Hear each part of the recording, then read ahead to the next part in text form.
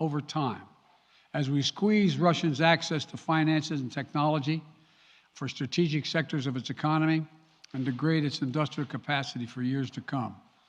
Between our actions and those of our allies and partners, we estimate that we'll cut off more than half of Russia's high-tech imports.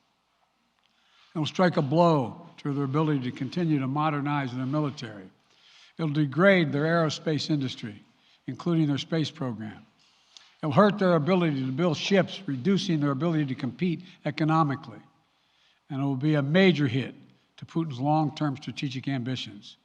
And we're preparing to do more. In addition to the economic penalties we're imposing, we're also taking steps to defend our NATO allies, particularly in the East. Tomorrow, NATO will convene a summit. We'll be there to bring together the leaders of 30 allied nations and close partners to affirm our solidarity and to map out the next steps we will take to further strengthen all aspects of our NATO alliance. Although we provided over $650 million in defensive assistance to Ukraine just this last year, let me say it again. Our forces are not and will not be engaged in the conflict with Russia in Ukraine. Our forces are not going to Europe to fight in Ukraine, but to defend our NATO allies and reassure those allies in the East. As I made crystal clear, the United States will defend every inch of NATO territory with the full force of American power. And the good news is, NATO is more united and more determined than ever.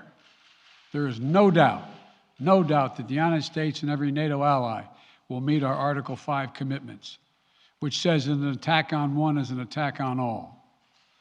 Over the past few weeks, I ordered thousands of additional forces to Germany and Poland as part of our commitment to NATO.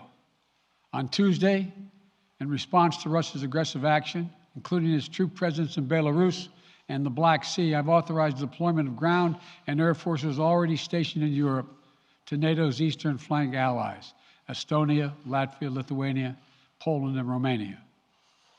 Our allies have also been stepping up, adding the other allies, the rest of NATO, adding their own forces and capabilities to ensure collective defense.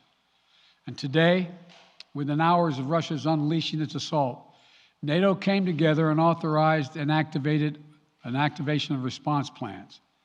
This will enable NATO's high readiness forces to deploy and when and where they are needed to protect our NATO allies on the eastern boundaries of Europe. And now I'm authorizing additional U.S. force capabilities to deploy to Germany as part of NATO's response, including some of the U.S.-based forces that the Department of Defense placed on standby weeks ago. I've also spoken with Defense Secretary Austin and Chairman of the Joint Chiefs, General Milley, about preparations for additional moves should they become necessary to protect our NATO allies and support the greatest military alliance in the history of the world, NATO. As we respond, my administration is using the tools, every tool at its disposal to protect American families and businesses from rising prices at the gas pump. You know, we're taking active steps to bring down the cost, and American oil and gas companies should not exploit this moment to hike their prices to raise profits. You know, in our sanctions package, we specifically designed to allow energy payments to continue. We are closely monitoring energy supplies for any disruption. We've been coordinating with major oil-producing and consuming countries toward our common interest to secure global energy supplies.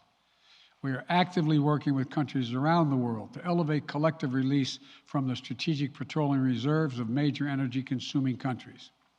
And the United States will release additional barrels of oil as conditions warrant. I know this is hard and that Americans are already hurting. I will do everything in my power to limit the pain the American people are feeling at the gas pump. This is critical to me. But this aggression cannot go unanswered. If it did, the consequences for America would be much worse. America stands up to bullies. We stand up for freedom. This is who we are. Let me also repeat the warning I made last week. If Russia pursues cyber attacks against our companies, our critical infrastructure, we are prepared to respond. For months, we've been working closely with the private sector to harden their cyber defenses, sharpen our ability to respond to Russian cyber attacks as well. I spoke last night to President Zelensky of Ukraine, and I assured him that the United States, together with our allies and partners in Europe, will support the Ukrainian people as they defend their country. We'll provide humanitarian relief to ease their suffering. And in the early days of this conflict, Russia propaganda outlets will keep trying to hide the truth and claim success for its military operation against a made-up threat. But history has shown, time and again, how swift gains in territory eventually give way to grinding occupations, acts of mass civil disobedience, and strategic dead ends. The next few weeks and months will be hard on the people of Ukraine. Putin has unleashed a great pain on them, but the Ukrainian people have known 30 years of independence. And they have repeatedly shown that they will not tolerate anyone who tries to take their country backwards. This is a dangerous moment for all of Europe, for the freedom around the world. Putin has committed an assault on the very principles that uphold the global peace. But now, the entire world sees clearly what Putin and his Kremlin allies are really all about. This was never about a genuine security concerns on their part. It was always about naked aggression, about Putin's desire for empire by any means necessary, by bullying Russia's neighbors through coercion and corruption, by changing borders by force, and ultimately by choosing a war without a cause. Putin's actions betray his sinister vision for the future of our world, one where nations take what they want by force. But it is a vision that the United States and freedom-loving nations everywhere will oppose with every tool of our considerable power. The United States and our allies and partners will emerge from this stronger, more united, more determined, and more purposeful. And Putin's aggression against Ukraine will end up costing Russia dearly, economically and strategically. We will make sure of that. Putin will be a pariah on the international stage. Any nation that countenances Russia's naked aggression against Ukraine will be stained by association. When the history of this era is written, Putin's choice to make a totally unjustifiable war on Ukraine will have left Russia weaker and the rest of the world stronger. Liberty, democracy, human dignity, these are the forces far more powerful than fear and oppression. They cannot be extinguished by tyrants like Putin and his armies. They cannot be erased by from people's hearts and hopes by any amount of violence and intimidation. They endure. In the contest between democracy and autocracy, between sovereignty and subjugation, make no mistake, freedom will prevail. God bless the people of a free and democratic Ukraine, and may God protect our troops. Mr. President. Associated Press, Zeke. Speak with President Putin at this point, and what interactions have you had with the Russian government? I heard the first part. Do I have any plans to speak with Putin at this point, and what? What communications have you had with the Kremlin as far as military operations in Ukraine and making sure this does not spiral into a larger conflict?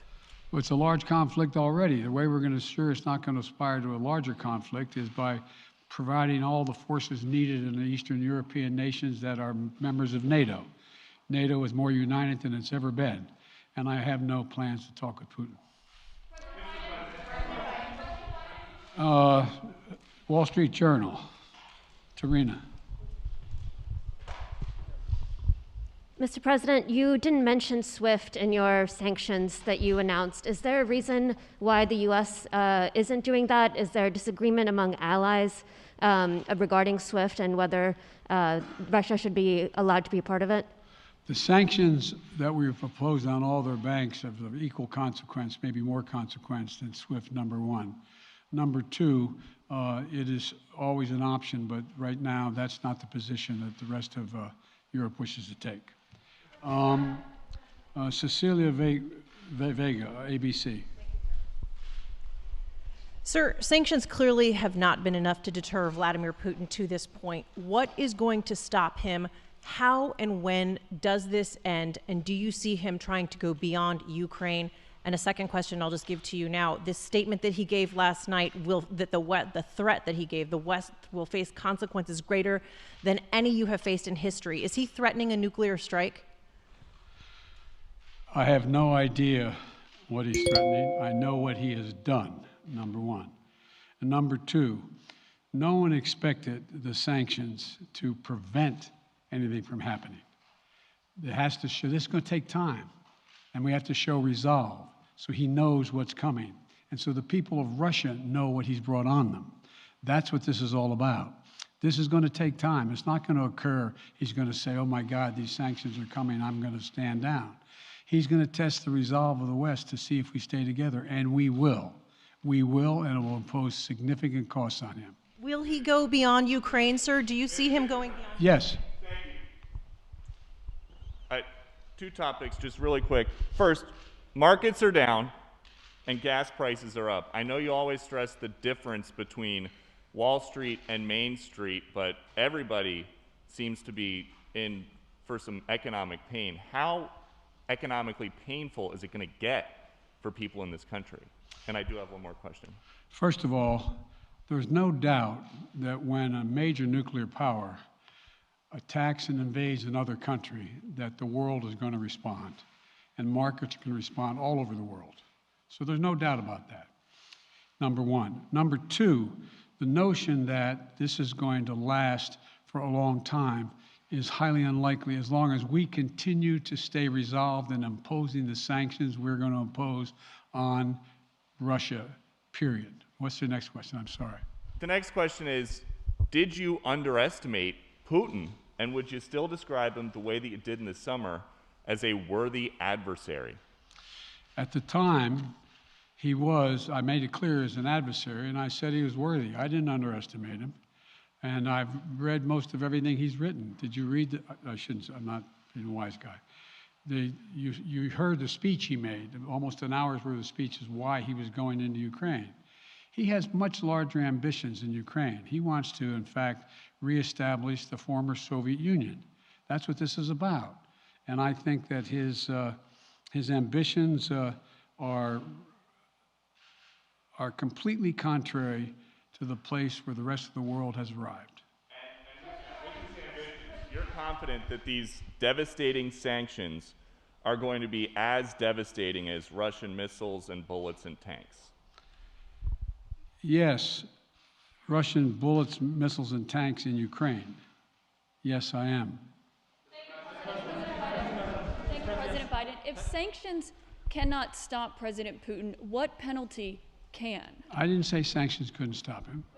You've been talking about the threat of these sanctions for several weeks now. Yes, but the threat of the sanctions and imposing the sanctions and seeing the effect of the sanctions are two different things. They're two different things. And we're now he's going to begin to see the effect of the sanctions. And what will that do? How will that change his mindset here, given he's Because it attacking will so Ukraine weaken as we his speak? country that he'll have to make a very, very difficult choices of whether to continue to move toward being a second-rate power or, in fact, respond. You said in recent weeks that big nations cannot bluff when it comes to something like this. You recently said that the idea of personally sanctioning President Putin was on the table. Is that a step that you're prepared to take? And if It's not a bluff, it's on the table. Sanctioning President Putin? Yes. Why not sanction him today, sir? Mr. President? Why not sanction him today, sir? Mr. President, if I can, you detailed some severe and swift new sanctions today and said the impact it will have over time. But given the full-scale invasion, given that you're not pursuing disconnecting Russia from what's called SWIFT, the international banking system, or other sanctions at your disposal, respectfully, sir, what more are you waiting for? Specifically, with the sanctions we've imposed exceed SWIFT. The sanctions we imposed exceed anything that's ever been done. The sanctions we imposed have generated 2/3 of the world joining us. They are profound sanctions. Let's have a conversation in another month or so to see if they're working. Yes. Can I ask you about Zelensky? Sir, you spoke to Vladimir Zelensky yesterday, sir. What's the risk that we are watching the beginning of another Cold War? And is there now a complete rupture in U.S. and Russian relations? There is a complete rupture right now in U.S.-Russian relations if they continue on this path that they're on. And in terms of a Cold War, that depends. You have the vast majority of the rest of the world in total opposition to what he's doing, from Asia to South America to Europe to around the world. And so it's going to be a cold day for Russia. The idea, you don't see a whole lot of people coming to his defense. And are you, if I could follow up, sir, are you urging China to help isolate Russia? Are you urging China to help isolate Russia? I'm not prepared to comment on that at the moment.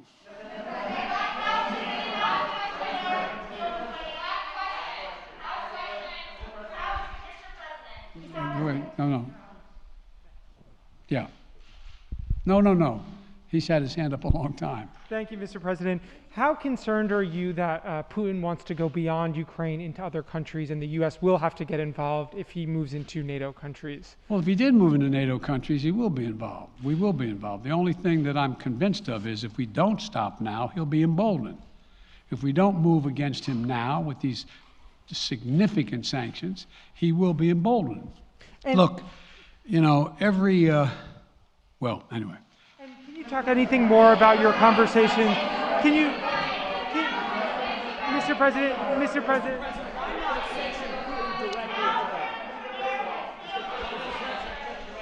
not sanction Putin directly today? Defense partner for the I'm sorry, I can't hear you. Sir, India, which is a major defense partner of the United States, is India fully with you on the issue of Ukraine and Russia? Does the Defense Department of the United States? Sir, India is one of your major defense partners. Is India fully in sync with the United States on Russia? We're in consultation with India today. We haven't resolved that completely. One more question.